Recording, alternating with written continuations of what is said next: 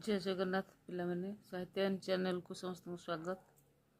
आज मध्ययुगीय गद्यधारार चतुर विनोद रस विषय आम पढ़ा। पूर्व क्लास रे आम तार गल्प रीति कौन थिला, चतुर विनोदर जो गल्प रीति से विषय समस्त कौन थिला, मतवाद कौन थिला, ता सहित प्रति विनोद गुड़िक विषय में आम टिके जानी। आज देखिए चतुर विनोदर रस। तेज यार रस हूँ श्रृंगार रस, मुख्य रस, हास्य रसर अफुरंत प्रभाव भर देखा मिली। कारण ये जो गल्पटी दुईटी चरित्र मोहनांग और चंचलाक्षी ये दी जनकर मिलन आकांक्षार आरंभ हो। तेणु ए उभयों भितर जो कथोपकथन होती से प्रसंग को लेकर अति चतुरतार सहित कवि वर्णना करछंदी। यह उपस्थापन कला गोटे मनोरम परिवेश सृष्टि होईची। कुमारी कन्या सम्मुखें कुमारर श्रृंगार और हास्यरस मिश्रित कथा कहबार जो सिहरित परिवेश सृष्टि होईची से चंचलाक्षीर मनरे कामना भाव सृष्टि होईची।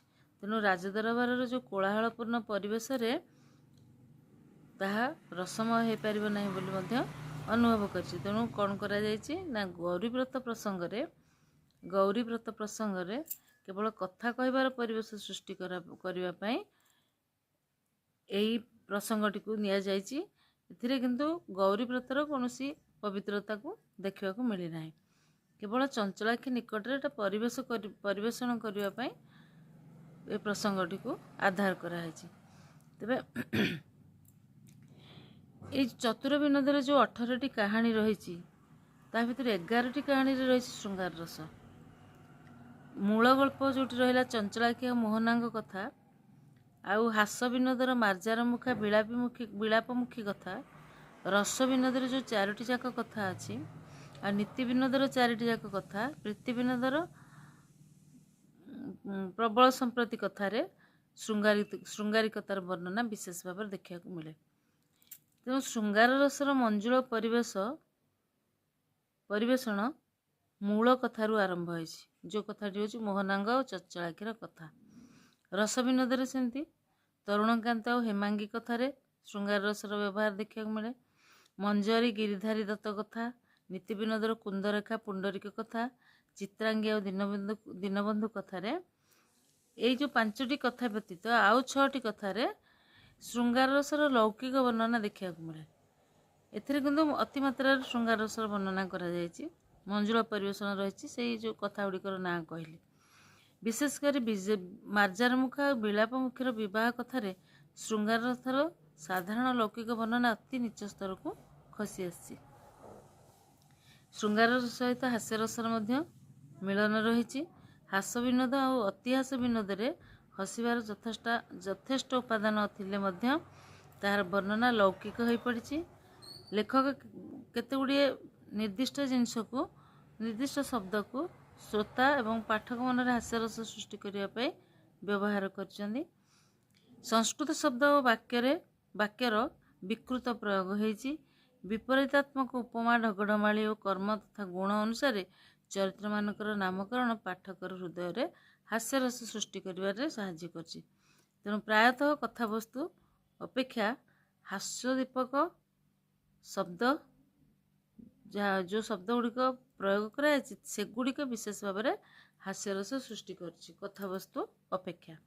तेणु चतुर विनोदर मुख्य 2टी रस, प्रथम है श्रृंगार रस प्राबल्य अधिक, ता सहित हास्यरस रही। एबे देखिबा चतुर विनोदर साहित्यिक मूल्य। मध्ययुगीय गद्य साहित्य गोटे अपूर्व निदर्शन होची ब्रजनाथ बड़जेना चतुर विनोद। तांका पूर्वर साहित्य रचना केवल पद्य रूप में होता। गद्यर परिप्रकाश से भली साहित्य भितर देखा मिल नाथिला। तेणु ब्रजनाथ बड़जेना जो प्रयास गद्य रचना कर प्रयास एटा निश्चित भाव प्रशंसनीय। एथिरे पुणी आधुनिकतार शैली आ संकेत रही।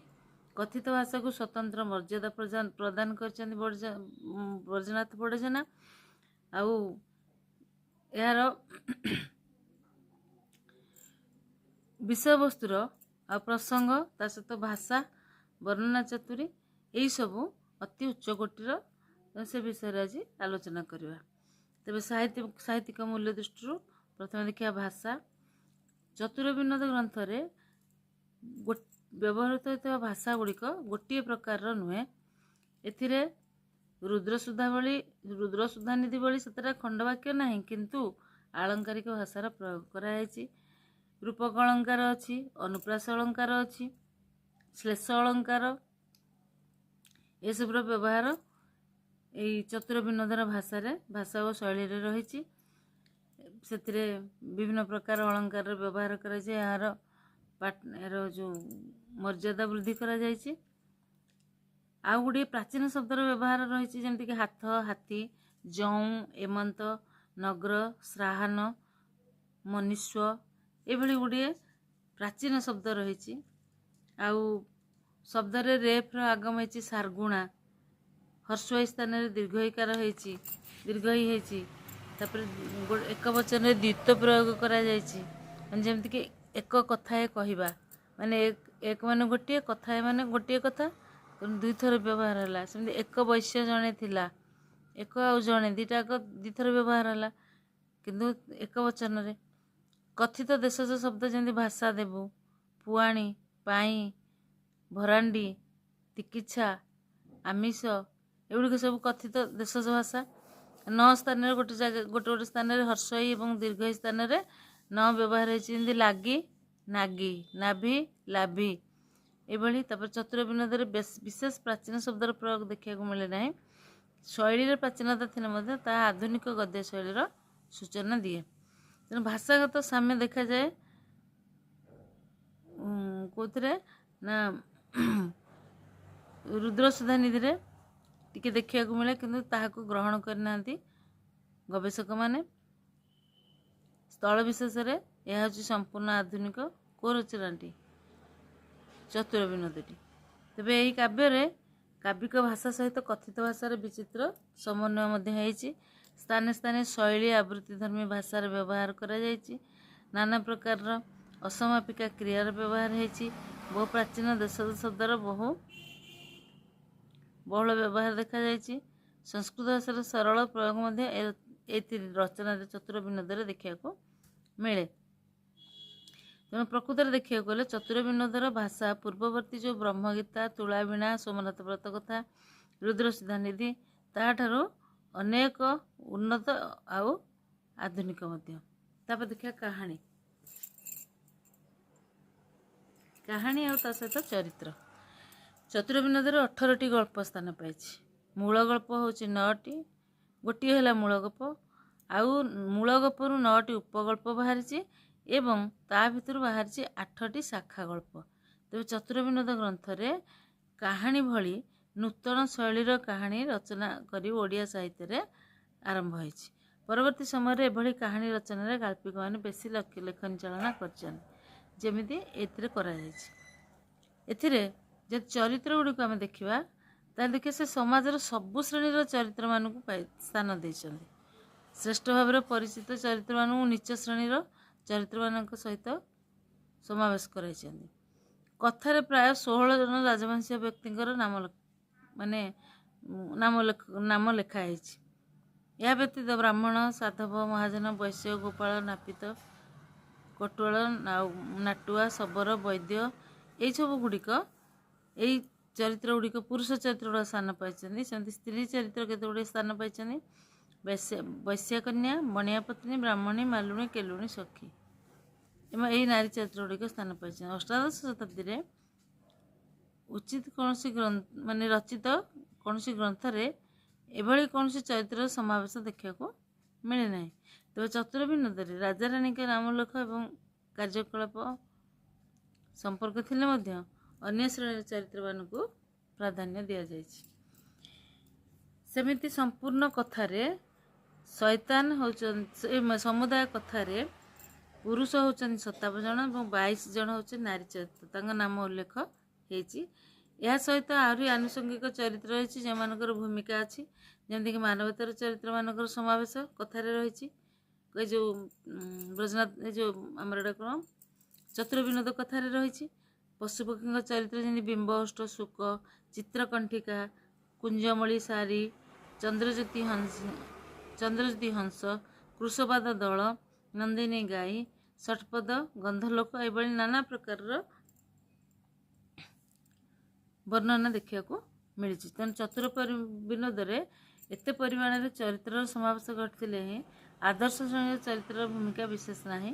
ସମାଜରେ ଏକ ଅନ୍ଧକାର ପାର୍ଶ୍ୱର ଚିତ୍ର ଏବଂ ସେହି ସମୟରେ ନିମ୍ନଗାମୀ ଯୁବକ ଯୁବତୀଙ୍କର ନଗ୍ନ ଚିତ୍ର ପ୍ରଦାନ କରି ବ୍ରଜନାଥ ବର୍ଜନା ଏହାର ଉଦାହରଣ ସୃଷ୍ଟି କରିଛନ୍ତି। ତାପରେ ଦେଖିବା ବର୍ଣ୍ଣନା। ଚତୁର ବିନୋଦର ବର୍ଣ୍ଣନାର ବୈଚିତ୍ର୍ୟ ଦେଖାଯାଏ। ସେଥିରେ ସନ୍ଧ୍ୟା, ସକାଳ, ନଦୀ, ପର୍ବତ, ନାରୀର ସୌନ୍ଦର୍ଯ୍ୟ, ସବୁ ପ୍ରକାର ସୌନ୍ଦର୍ଯ୍ୟ ବର୍ଣ୍ଣନା କରାଯାଏ। ରସ ବିନୋଦର ଉତ୍ପ୍ରେକ୍ଷା ଅଳଙ୍କାର ସାହାଯ୍ୟରେ ସନ୍ଧ୍ୟାର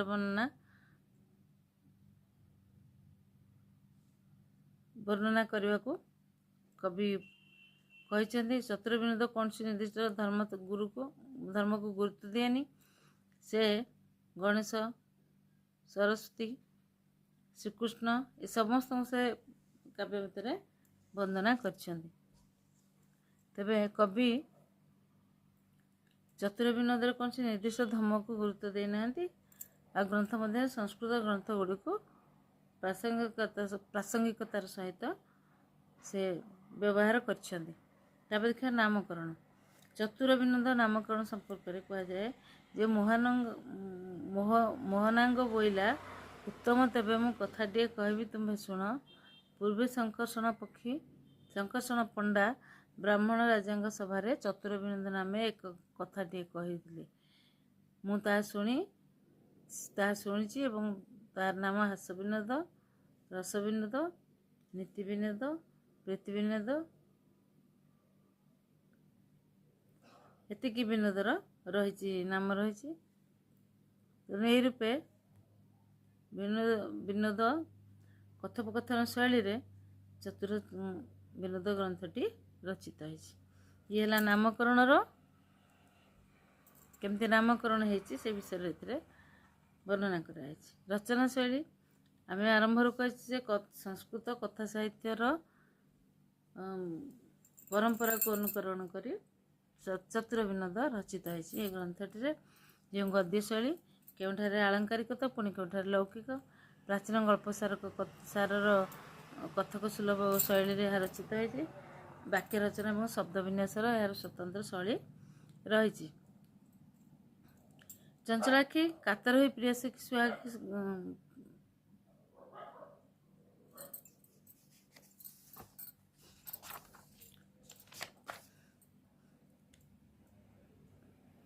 ବ୍ରଜନାଥଙ୍କର ଯେଉଁ କଥନ ଭଙ୍ଗୀ ରହିଛି, ସେ କଥନ ଭଙ୍ଗୀର ବୈଶିଷ୍ଟ୍ୟ ହେଉଛି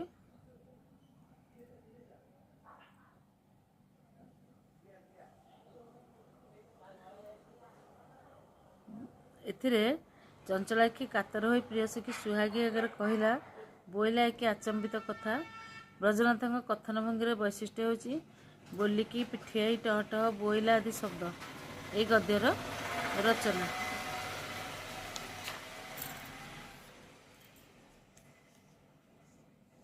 ତାପରେ ଦେଖିବା ଚତୁର ବିନୋଦର ନାମକରଣ। ତେବେ ଚତୁର ବିନୋଦ ଗ୍ରନ୍ଥଟି ମଧ୍ୟଯୁଗୀୟ ସାହିତ୍ୟର ରଚନା ବୋଲି ଗ୍ରହଣ କରାଯାଇଥିଲେ ମଧ୍ୟ ଏହା ପୂର୍ଣ୍ଣତଃ ଗଦ୍ୟ ନୁହେଁ। ଏହା ହେଉଛି ଗଦ୍ୟ ଓ ପଦ୍ୟ ମିଶ୍ରିତ ରଚନା। ଗଦ୍ୟ ଓ ପଦ୍ୟ ସ୍ୱତନ୍ତ୍ର ଭାବେ ନିଜ ନିଜ ସ୍ଥାନରେ ରହିଛନ୍ତି, କିନ୍ତୁ ରୁଦ୍ରସୁଧା ନିଧିର ଭାଷାବଳୀ ଏହା ପଦ୍ୟାତ୍ମକ ନୁହେଁ। ଏହି ଗ୍ରନ୍ଥଟିର କଥାବସ୍ତୁ ଏକ କଥା ବା କାହାଣୀ। ଏହାର 3/4 ଗଦ୍ୟ ରଚନା ହୋଇଛି, 1/4 ହେଉଛି ଶ୍ଲୋକ, ଗୀତ, ଢଗ ଇତ୍ୟାଦି। ଏହି ଗ୍ରନ୍ଥର ଯଦି ନାମକରଣ ବିଷୟରେ ଲେଖକ ନିଜେ ସ୍ପଷ୍ଟୀକରଣ ଦେଇଛନ୍ତି କାହିଁକି ତାର ନାମ ଏହା ରଖିଛନ୍ତି ବୋଲି। ସେ ଲେଖିଛନ୍ତି, ପୂର୍ବେ ଶଙ୍କର୍ଷଣ ପଣ୍ଡା ନାମରେ ବ୍ରାହ୍ମଣ ରାଜାଙ୍କ ସଭାରେ ଚତୁର ବିନୋଦ ନାମେ ଏକ କଥାଏ କହିଥିଲେ, ମୁଁ ଶୁଣିଛି। ହାସ୍ୟ ବିନୋଦ, ରସ ବିନୋଦ, ନୀତି ବିନୋଦ ଏ ରୂପେ 4 ବିନୋଦ ହେବାରୁ